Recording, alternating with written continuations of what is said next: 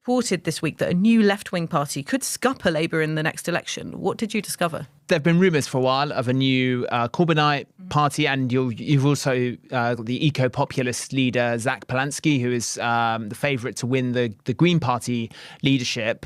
And I got hold of some exclusive polling from More in Common, where they looked at how a new Corbyn-led party would perform. What they found is it would win 10% of the vote, which is striking. That's from a standing start. That's before you've had a publicity blitz of a new party being formed. And they take 3 points off Labour, perhaps less than you'd expect, though some say that shows how many left-wing voters they've lost already. But it would put them down at 20%, level with Kemi Badenoch's Moribund Conservatives, and give Reform a 7-point lead. So what I think this shows is a volatile electoral landscape. And there is an appetite amongst some voters. I wouldn't want to overstate how many, because in national terms, Corbyn is an unpopular figure. But he has a loyal, politically engaged following amongst left-wing voters, some of whom aren't voting for anyone at the moment, which I think could be mobilised and could do damage to Labour, given how slim many of their... taken for granted, and now they could leave them in droves like we saw with the Red Wall. I think this is an intriguing possibility. But I think one note of caution would be that I think at the next election, the great argument is going to be, do you or do you not want Nigel Farage to be Prime Minister? Do you want a radical reform revolution sweeping the country? And if you feel not, then people are going to huddle around or gather around the Labour Party as the main alternative to that, which is why I don't think it's going to topple Labour in the end, a new left-wing group. I think it would, in the current circumstances, it would be very, very much the politics of Palestine and Gaza. It would be very much based around that.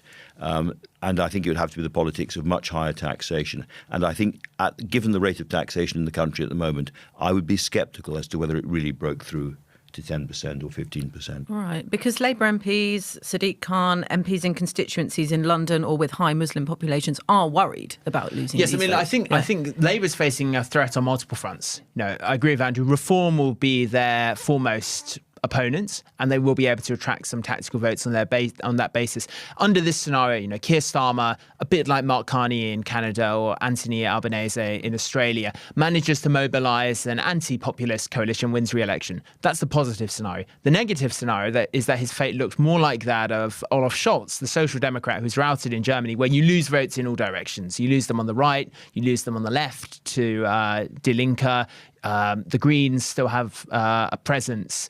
And that's the risk for Keir Starmer. There's the threat of a new left-wing party. There's the Greens, who could be more prominent and active under a new leader. But there's also the Gaza Independents. So they won 4 seats at the last election. And I spoke to a senior figure in the party this week who said there was a real and deep-rooted problem between Labour and Muslim communities. This is not a passing protest vote in the way Iraq was. This is a far deeper schism. And Luke Trill of More in Common said conversations with Muslim voters in focus group, it reminds me of conversations with Red Wall voters around the time of the Brexit vote, where there's a realignment going on, a sense of it's not just Gaza, but a sense that this government isn't for us anymore. And they're gravitating towards people who they see as their community and local champions.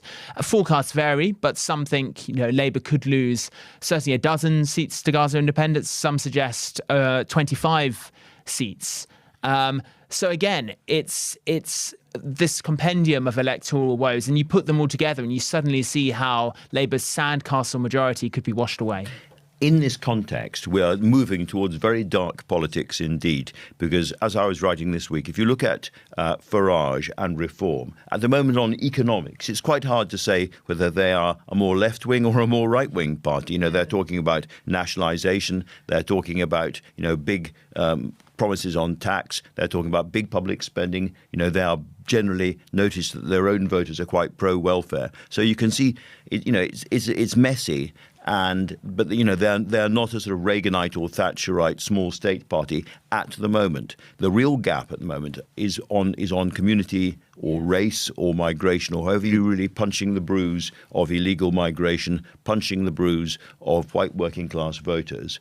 And in the context of that, having sort of pro-Gaza, pro-Muslim politics on the other side, it could get really, really unpleasant. Yeah, I'm glad you mentioned that, because I was going to say, having reported on recent by-elections like in Batley and Rochdale, for example, that just gets so toxic so quickly. I mean, imagine that on a larger scale across all of the seats that we've been discussing. That could very well be where we're heading.